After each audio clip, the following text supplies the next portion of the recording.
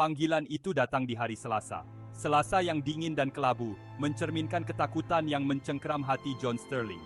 Dunianya, yang biasanya penuh dengan informasi rahasia dan misi berisiko tinggi, tiba-tiba terhenti. Emily telah tiada, dibunuh, di rumah mereka.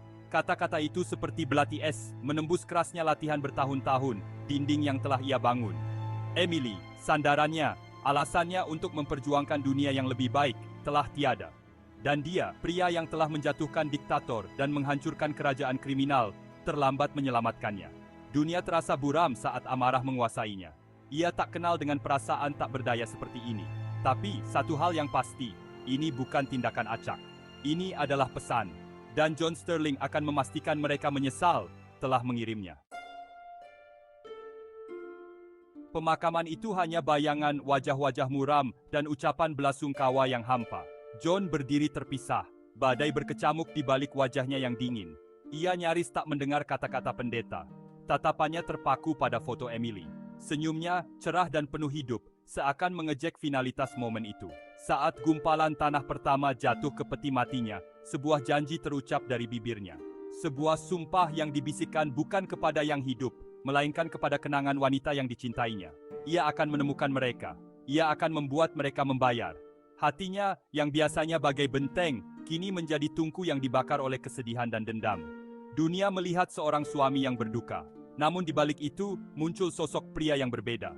Hilang sudah agen yang disiplin, digantikan oleh seorang pemburu, didorong oleh keinginan primitif untuk membalas dendam. Ini bukan lagi misi. Ini personal. John terjun ke dalam penyelidikan. Kesedihan menjadi teman setianya.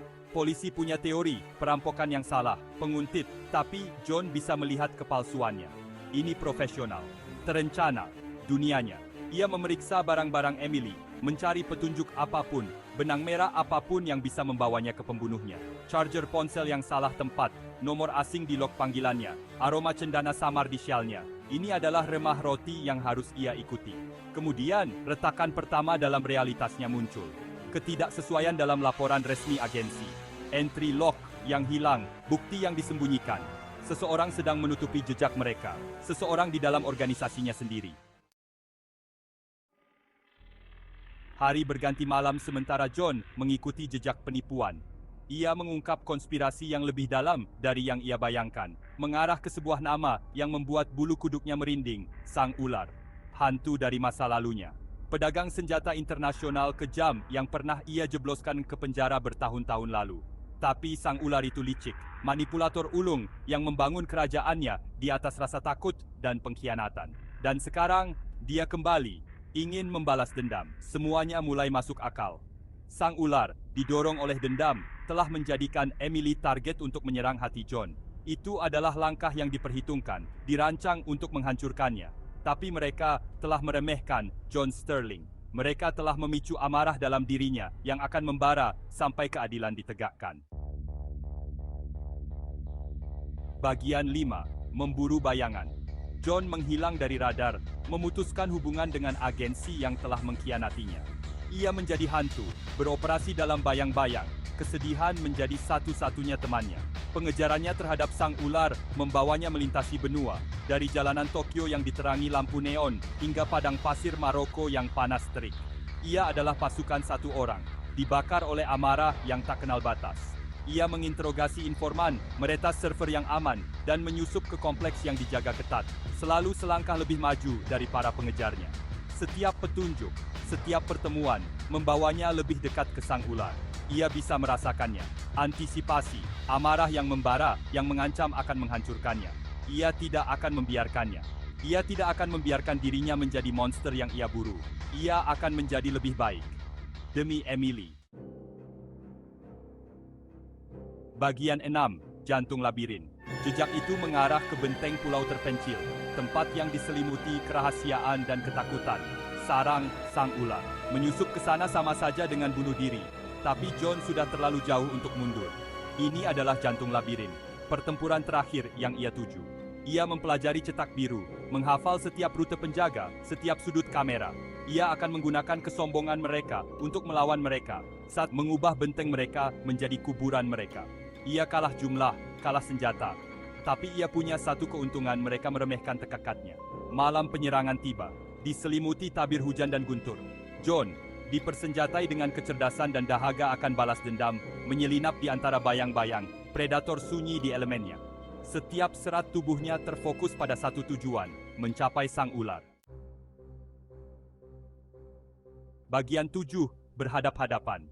Udara berderak tegang saat Jon akhirnya berdiri di hadapan sang ular. Pria itu sudah tua sekarang, wajahnya dipenuhi guratan ambisi yang kejam, tapi matanya masih memancarkan kilatan kekejaman yang sama. Sterling, desis sang ular, senyum kejam tersungging di bibirnya. Seharusnya kau tahu diri untuk tidak mengejarku. Kau yang membuatnya menjadi personal, geram Jon. Suaranya rendah dipenuhi amarah terpendam. Kau mengambil segalanya dariku. Kebuntuan menegangkan terjadi. Bertahun-tahun kebencian dan rasa sakit membara di antara mereka. Sang ular, yang yakin akan kekuatannya, membuat kesalahan fatal. Ia meremehkan dalamnya kesedihan Jon, kekuatan tekadnya. Bagian 8, keadilan ditegakkan. Dingin. Tembakan senjata api meletus, memecah kesunyian yang tegang. Ruangan itu menjadi pusaran kekacauan dan kekerasan saat Jon melepaskan seluruh kemampuannya.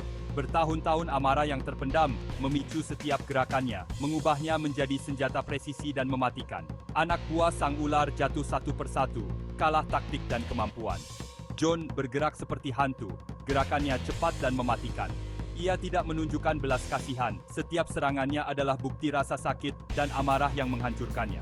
Akhirnya, hanya sang ular yang tersisa, wajahnya pucat pasi ketakutan. Ia mengangkat pistolnya, tapi sudah terlambat. Tembakan Jon meletus, bergema di seluruh ruangan. Sang ular roboh ke tanah, pemerintahan terornya akhirnya berakhir. Jon berdiri di atas tubuh sang ular, udara pekat oleh bau mesiu dan kematian. Ia tidak merasakan kemenangan, kepuasan, hanya lubang menganga di mana amarahnya pernah berada.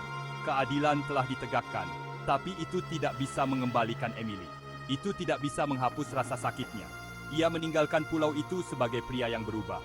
Misinya telah selesai, tapi hantu masa lalunya melekat padanya. Pengingat konstan akan harga yang telah ia bayar. Agensi yang ternoda oleh pengkhianatan tidak lagi menarik. Ia terombang-ambing, tersesat di dunia yang tidak lagi masuk akal. Ia telah berjalan melewati api dan muncul sebagai pemenang, tapi api itu telah meninggalkan bekasnya. Ia bukan lagi pria yang dulu. Ia adalah sesuatu yang lain, sesuatu yang lebih keras, lebih dingin, senjata yang ditempa dalam kesedihan dan ditemper dalam dendam. Jon mencari penghiburan dalam anonimitas, berpindah dari satu tempat ke tempat lain, mencari perlindungan dalam hal-hal biasa. Ia mencoba lari dari kenangan, rasa bersalah, beban berat kehilangan Emily. Tapi masa lalu punya cara untuk kembali menghantui. Ia mendapati dirinya tertarik ke tempat-tempat yang mengingatkannya pada Emily. Toko buku yang tenang, kafe yang nyaman, bangku taman terpencil, tempat mereka biasa berbagi momen-momen curian. Setiap kenangan, simfoni pahit antara cinta dan kehilangan.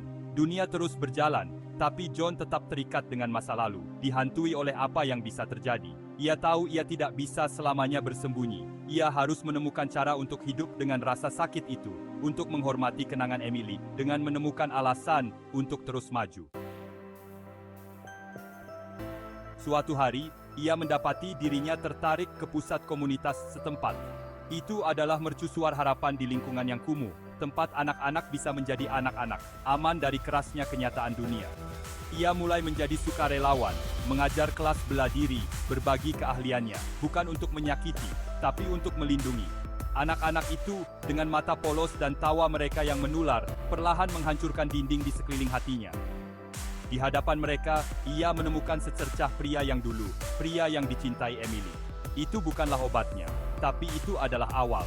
Ia membawa rasa sakit kehilangannya bersamanya, luka yang selalu terasa di jiwanya. Tapi ia juga membawa cintanya, kekuatannya, keyakinannya yang tak tergoyahkan pada kebaikan dalam diri manusia. Kenangan tentangnya lah yang membuatnya terus maju, cahayanya lah yang menuntunnya melewati kegelapan. Tahun-tahun berlalu, dan Jon Sterling, agen legendaris, memudar dalam ketidakjelasan. Tapi warisannya tetap hidup, bukan dalam catatan sejarah spionase, tapi di hati orang-orang yang disentuhnya. Ia menjadi pelindung yang diam, pelindung orang-orang tak berdosa, menggunakan keahliannya untuk meluruskan kesalahan dan memperjuangkan mereka yang tidak bisa memperjuangkan diri mereka sendiri. Dunia tidak pernah tahu namanya, tidak pernah tahu pengorbanannya, tapi itu tidak masalah. Ia tidak mencari pengakuan. Ia menemukan penghiburan dalam mengetahui bahwa kenangan Emily tetap hidup, bukan dalam monumen atau penghargaan, tapi dalam tindakan-tindakan kecil kebaikan, kehidupan-kehidupan yang ia bantu untuk dibangun kembali. Ia telah mencintai dan kehilangan, menghadapi iblis-iblisnya, dan muncul dari api. Ia adalah bukti ketahanan jiwa manusia, kekuatan cinta untuk melampaui masa-masa tergelap sekalipun. Ia adalah John Sterling, dan inilah warisannya.